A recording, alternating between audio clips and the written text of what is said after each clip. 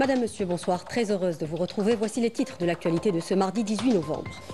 Le président de la République a été décoré de la haute distinction de l'ordre du mérite du mouvement sportif méditerranéen par le Comité international des Jeux méditerranéens en reconnaissance de l'excellente organisation des manifestations sportives internationales accueillies par l'Algérie sous sa direction. On revient sur l'ouverture à Oran de la première édition des Olympiades nationales des métiers. 550 candidats issus du secteur de la formation et de l'enseignement professionnel prennent part à cette édition.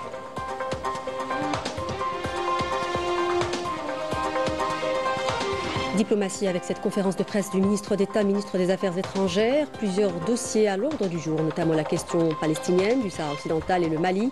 On écoutera Ahmed Attaf dans ce journal.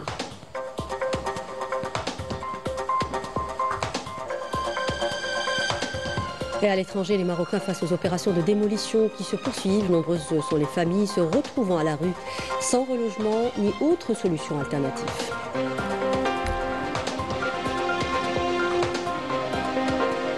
Cinéma à la fin du journal avec d'abord la clôture de la première édition du Festival international du court-métrage à Timimoun. Et puis zoom également sur le film La légende de Tinhinen, projeté à Sète en France. Un film qui ambitionne de relancer la filière du cinéma en Algérie. Bienvenue à tous, très heureuse de vous retrouver. Je disais à l'instant, le président de la République, Abdelmajid Tebboune, a reçu ce mardi le président du Comité international des Jeux méditerranéens, David Tisano, et la délégation l'accompagnant. L'audience s'est déroulée en présence du directeur de cabinet à la présidence de la République, Boualem Boualem, du président du Comité olympique et sportif algérien, Abdelrahman Hamed, et du membre du Comité international olympique, Mustafa Beraf.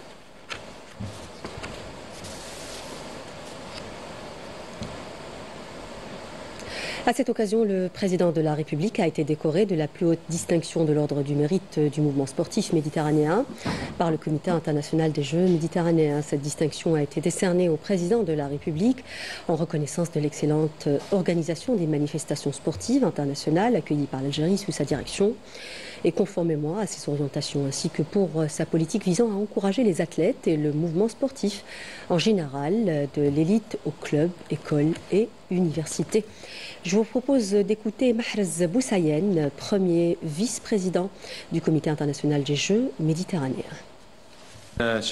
C'est un grand honneur d'avoir été reçu par le président de la République algérienne, Abdelmajid Tebboune. C'est également un honneur pour la famille du Comité des Jeux méditerranéens, incarnée par son président, David Tisano, et son secrétaire général, ainsi que le président du Comité olympique algérien et membre du Comité international, Mustafa Beraf. Ce fut un immense honneur pour le Comité olympique méditerranéen d'offrir ce modeste présent au président de la République algérienne pour les efforts consentis pour l'organisation des Jeux méditerranéens au rang des Jeux historiques et réussis à tous les égards. L'affirmation du président Tebboune aujourd'hui que l'Algérie est toujours prête à accueillir ces Jeux illustre l'intérêt qu'il accorde aux jeunes et au sport. Je tiens donc à féliciter l'Algérie d'avoir un tel président à sa tête. Et il y a eu réunion du gouvernement ce mardi sous la présidence du Premier ministre Sefer Riyeb. Le gouvernement a examiné en premier lieu un projet de décret présidentiel fixant les conditions et les modalités de réalisation des ouvrages artistiques dans les espaces publics et leur entretien. Le gouvernement a entendu une communication sur le plan d'action d'urgence destinée à améliorer la qualité de la scolarité des élèves, notamment en ce qui concerne l'alimentation, l'entretien, le chauffage, le transport et la mise à disposition de personnel pour l'année scolaire en cours, en particulier au profit des élèves vivant dans des zones reculées et rurales. Le gouvernement a également entendu une communication sur les mécanismes d'appropriation du transfert technologique et la construction d'un modèle de développement national fondé sur l'innovation et les résultats de la recherche scientifique dans le cadre du renforcement du rôle économique des universités. Enfin, le gouvernement a entendu une communication sur la nomenclature nationale des filières de recyclage et de valorisation des déchets. Adoption ce mardi par les députés de l'APN du projet de loi de finances 2026 lors d'une séance plénière présidée par le président de l'Assemblée populaire nationale, Brahim Bourali, en présence du ministre des Finances, Abdelkrim Bouzerd, et de membres du gouvernement. Le vote du projet de loi s'est fait article par article et pour lequel 12 propositions d'amendement ont été formulées par les députés. Le texte prévoit, rappelons-le, un taux de croissance économique pour l'année prochaine de 4,1%. Pour ensuite s'élever à 4,4% en 2027, puis à 4,5% en 2028. Selon le projet de loi qui a pris en considération l'évolution de la situation économique nationale et internationale, notamment les résultats attendus des secteurs aux hydrocarbures. Le PLF 2026, rappelons-le également, a été élaboré sur la base d'un prix de référence fiscal du baril de pétrole brut de $60 et d'un prix de marché du baril à $70.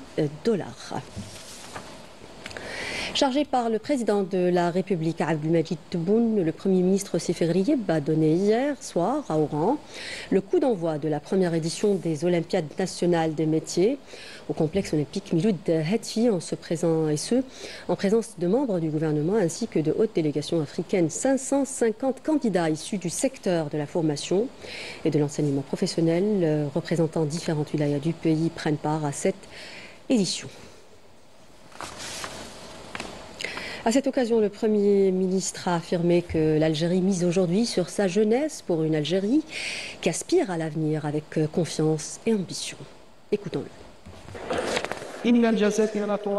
L'Algérie mise aujourd'hui sur sa jeunesse et croit profondément en l'étendue de ses capacités. Son ambition première est de faire en sorte que chaque diplômé de la formation professionnelle soit non seulement apte à affronter la concurrence sur le marché du travail, mais aussi capable de devenir un entrepreneur innovant, créant de la valeur ajoutée plutôt que de se limiter à rechercher un emploi. Car l'Algérie se construit par le travail, la maîtrise et l'excellence. C'est une Algérie qui forge son destin grâce aux efforts de ses fils et de ses filles et qui regarde l'avenir avec confiance et ambition. Et justement, ces Olympiades seront l'occasion pour plus de 500 candidats de concourir dans de nombreuses disciplines. Une compétition qui mettra en lumière le talent et l'ambition de notre jeunesse et dont les lauréats représenteront l'Algérie aux Olympiades continentales en Zambie, puis au Mondial l'année prochaine à Shanghai. Les détails avec Yasmine Amri.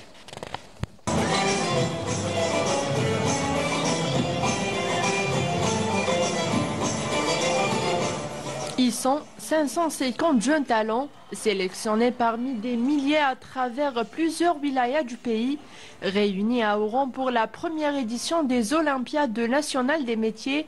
Ces finalistes entament les épreuves techniques placées sous le haut patronage du président de la République.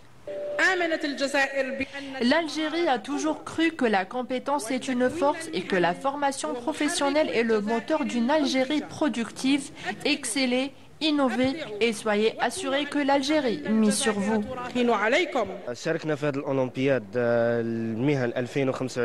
Nous participons aux Olympiades des métiers 2025 pour montrer les compétences que nous avons acquises durant notre formation. Nous espérons atteindre les premières places. Nous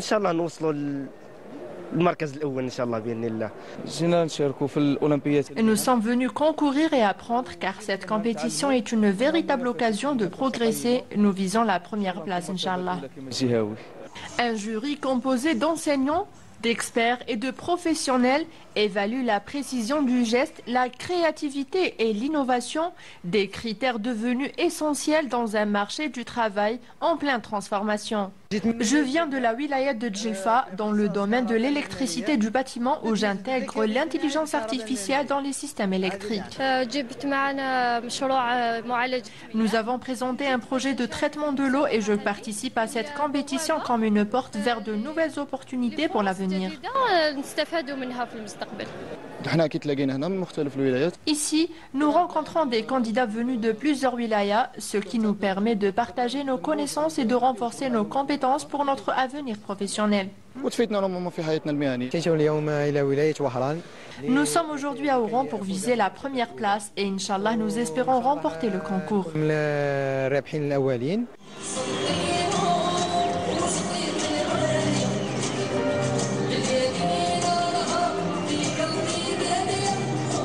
Une compétition pensée comme un véritable levier pour préparer une génération capable d'innover et de répondre aux défis de demain.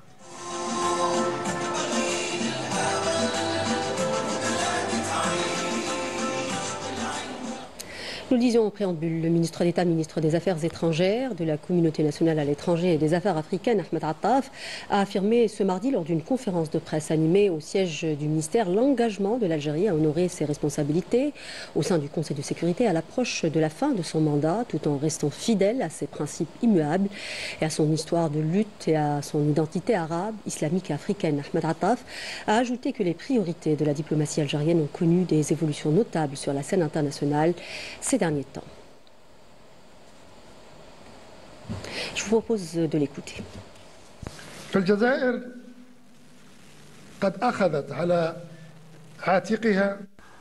L'Algérie s'est engagée depuis le début de son mandat au Conseil de sécurité à aligner toutes ses démarches, ses actions et ses initiatives sur celles de ses frères palestiniens en particulier et de ses frères arabes en général.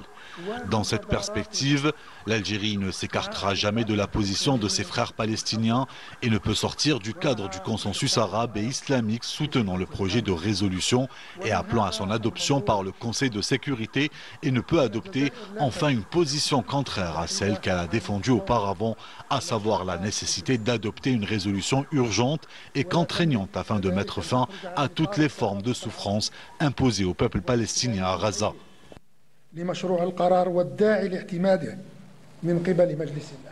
Ahmed Attaf a indiqué que le Conseil de sécurité n'a pas adopté les thèses marocaines concernant la question du Sahara occidental, soulignant que le dossier n'est pas clos et reste soumis aux Nations Unies.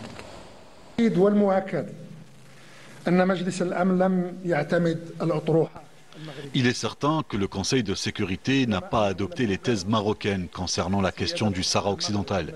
Le dossier n'est pas clos et reste soumis aux Nations Unies, au niveau de l'Assemblée générale, du Conseil de sécurité et du Comité spécial de la décolonisation. La résolution adoptée par le Conseil de sécurité a préservé dans sa teneur tous les fondamentaux de la solution à la question, sans toucher à aucun de ces éléments interdépendants et complémentaires. Le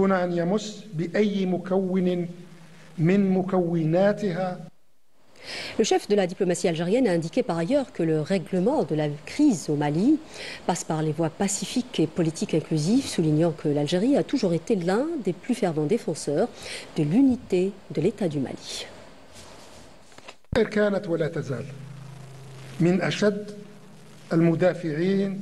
L'Algérie a toujours été et demeure encore aujourd'hui l'un des plus fervents défenseurs et promoteurs de l'unité de l'État du Mali, avec son territoire, son peuple et ses institutions. Elle œuvre sans relâche pour garantir l'intégrité territoriale du Mali, pour consacrer pleinement, sans restriction ni altération, la souveraineté de l'État malien. Autre chapitre à présent, suite aux derniers incendies qui ont touché la région de Tipaza, l'élan de solidarité était exemplaire entre citoyens et autorités. Aujourd'hui, l'heure est au recensement des dégâts et aux procédures d'indemnisation. De grands moyens se mobiliser pour soutenir les sinistrés et limiter l'impact des pertes, nous dit Amira Sefta dans ce sujet. Regardez. Près de 191 hectares de surface forestière et d'arbres fruitiers ont été détruits dans les incendies qui se sont déclarés jeudi dernier dans 4 communes de l'ouest de Tipaza. Grâce à la solidarité entre les citoyens, les autorités locales et les services de sécurité, la situation a été maîtrisée et les pertes ont été réduites. Les familles évacuées à titre préventif ont regagné leur domicile et leurs exploitations agricoles qui ont été sécurisées par des unités de la gendarmerie nationale durant leur absence. L'État a accompli son devoir. Les responsables étaient présents avec nous et nous ont aidés de la meilleure manière. Ils ont pris les mesures nécessaires. Dieu merci, ils sont toujours à nos côtés. Aujourd'hui, l'heure est à l'évaluation rigoureuse des dégâts et des pertes pour une indemnisation rapide des agriculteurs. Selon les constats préliminaires des commissions d'enquête dépêchées sur le terrain, les dégâts portent sur des cultures, des arbres fruitiers, du matériel d'irrigation, quelques têtes de bétail ainsi que des ruches. Les pertes matérielles ont touché pour la plupart les équipements agricoles. Nous avons reçu plus de 77 dossiers jusqu'à aujourd'hui. et l'opération se poursuit. C'est un chiffre provisoire, mais sur les 77 dossiers, 13 ont été examinés jusqu'à présent et sont éligibles à l'indemnisation. Le travail des commissions communales de recensement se poursuit. Les agriculteurs disposent d'un délai de 30 jours pour déclarer leurs pertes. Les pouvoirs publics s'engagent à indemniser les agriculteurs pour les pertes subies dans les récoltes agricoles et le cheptel. Outre le lancement de vastes opérations de reboisement pour compenser les dommages causés aux couverts forestiers. On en vient à présent à parler d'innovation. Investir dans la jeunesse entrepreneuriale, c'est miser sur le capital humain. En mission à Boston, le contingent algérien des startups entame sa deuxième étape pour s'imprégner du savoir-faire des plus grandes entreprises technologiques mondiales. C'est un papier signé Maïs El Bouhla. Regardez. Une nouvelle vision, concrète et ambitieuse, se dessine pour l'avenir des startups en Algérie. Depuis l'université MIT, l'une des plus prestigieuses de Boston, des perspectives inédites s'ouvrent pour lancer des projets encore plus innovants, portés par un haut niveau d'expertise et de connaissances. Ici, nous avons découvert leur méthode de développement de drones et nous cherchons à ramener cette technologie en Algérie, surtout pour l'agriculture. Nous sommes venus à MIT, l'une des plus grandes universités au monde, pour découvrir les avancées technologiques, notamment celles liées à l'écosystème des startups. Une occasion précieuse pour l'Algérie, celle de capter cette expertise grâce à des entrepreneurs et des investisseurs réunis autour d'un même objectif, bâtir de nouveaux partenariats académiques et économiques. Une dynamique qui rappelle l'importance d'investir dans les compétences, dans l'innovation et dans l'avenir. L'excellence technique en Algérie ainsi que les startups qui y naissent et se développent aujourd'hui auront un impact majeur au Moyen-Orient, en Afrique du Nord et dans le monde entier. Les experts et les savants algériens de la diaspora algérienne que nous avons rencontrés à San Francisco ou ici, à Boston, nous conseillent non seulement d'investir, mais surtout de prendre les meilleures idées, les meilleures solutions et les appliquer au pays, Inch'Allah. Nous sommes venus aux États-Unis et constatons que les startups y constituent le moteur principal de l'économie. C'est un modèle dont nous devons nous inspirer.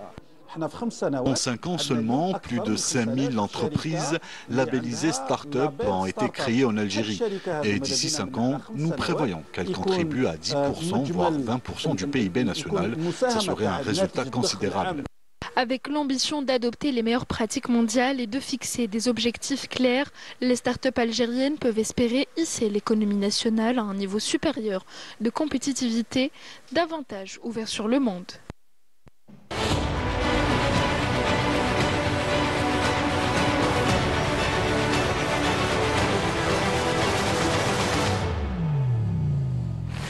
À l'étranger, les Marocains face aux opérations de démolition qui se poursuivent. Nombreuses sont les familles se retrouvant à la rue, sans relogement ni autre solution alternative. À Casablanca également, des dizaines de Marocains se retrouvent au chômage après la fermeture de leurs magasins. Des mesures qui plongent la population dans un profond désespoir, nous dit Maïs El Bouhla. Regardez. Dans plusieurs villes marocaines, les autorités locales appuyées par les forces de l'ordre ont mené une opération de saisie et de démolition de biens jugés illégaux ou en infraction avec la réglementation en vigueur. Cette mesure intervient dans un contexte marqué par l'absence totale de garanties juridiques ou sociales protégeant les citoyens touchés par des décisions soudaines et déstabilisantes imposées par le Marzen. J'ai besoin d'une expertise technique précise de la part de professionnels compétents. Vous dites avoir la qualité d'agent assermenté. D'accord, mais vous n'avez pas les qualifications d'un ingénieur. Vous n'avez même pas fait une étude de comparaison entre le bien immobilier bâti et le bien immobilier situé en dehors du bâti. Donnez-moi une seule loi qui autorise ces pratiques.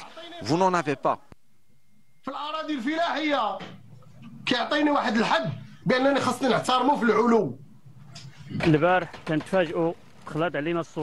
Hier, les autorités nous ont expulsés, sans nous laisser le temps de récupérer nos affaires. Les démolitions ont commencé alors que des personnes étaient encore à l'intérieur. Nous étions terrorisés.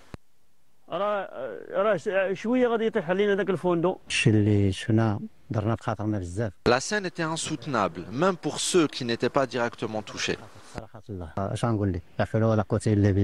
La situation dépasse largement la fermeture du port de Casablanca. Une nouvelle décision du ministère du Commerce ordonne aussi l'arrêt d'activité de plusieurs commerces de la façade maritime et le licenciement des travailleurs, les privant du jour au lendemain de leur unique source de revenus. Beaucoup plongent aujourd'hui dans une véritable spirale de détresse, tandis que les premiers cas de détresse psychologique commencent à être signalés, révélant la gravité d'une crise gérée sans aucune vision sociale.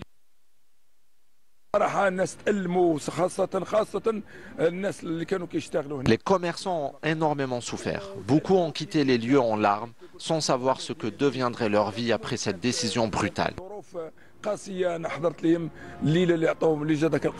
Ces mesures arbitraires dévoilent les véritables intentions du pouvoir, où la transparence fait défaut et où les décisions sont imposées unilatéralement.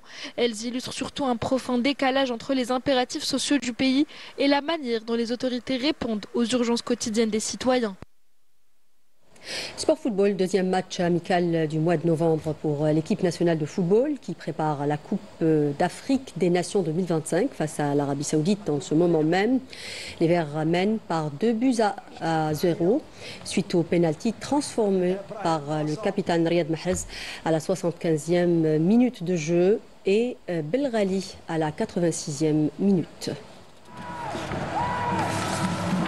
Sport également avec ce premier numéro du Forum des sports organisé par la chaîne 2 de la radio algérienne, un numéro consacré au sport olympique intitulé « Comment découvrir et former un champion olympique ?» Parmi les invités présents, des grands noms du sport algérien à l'image de Mohamed Alelou, champion olympique de boxe, qui ont partagé leur expérience et leur point de vue. Je vous propose d'écouter ces déclarations. On a beaucoup d'émissions consacrées au football. Donc on s'est dit, il est temps qu'on consacre une émission complètement pour le Omnisport.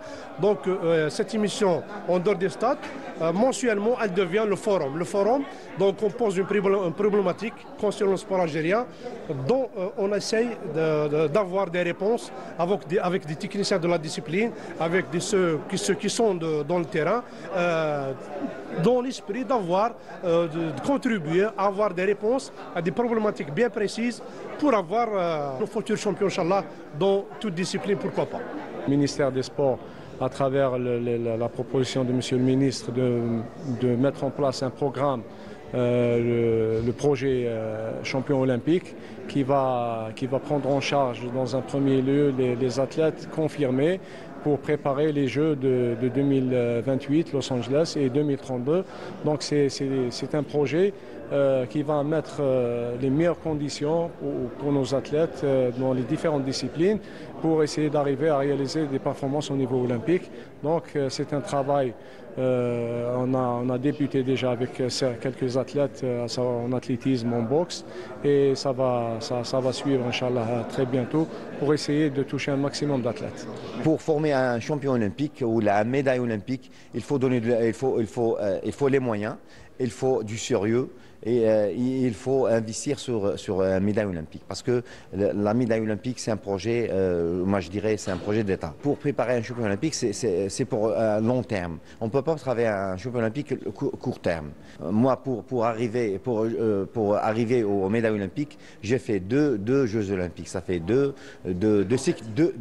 cycles olympiques pour arriver à une médaille. J'ai fait 96 et 2000, ça fait 8 ans. Il faut investir sur un projet olympique pour un long terme. Tombé de rideau à Timimoun de la première édition du Festival international du court-métrage. L'événement a vu la participation de 62 œuvres cinématographiques issues de 31 pays, dont 23 pays africains. Les participants étaient en compétition pour les prix des meilleurs courts-métrages, patriotiques, documentaires et de contes. Avec nous en direct, Mounia Gherbi pour plus de détails sur cette soirée de clôture. Mounia, bonsoir. Bonsoir Sarah, bonsoir Alger. Oui, effectivement, nous arrivons à la fin de ce premier festival international du court-métrage. Un festival somptueux, un festival où il y a eu beaucoup d'émotions, énormément de courts-métrages. Nous avons eu 62 films en tout, en projection au niveau du théâtre de verdure de la ville de Timimoun et également dans la salle de cinéma de cette ville, notre oasis rouge. Nous avons avec nous le directeur artistique de ce festival, Faisal Sahbi, qui va nous proposer bien sûr le déroulé du programme de cette soirée de clôture. Bonsoir Monsieur Sahbi.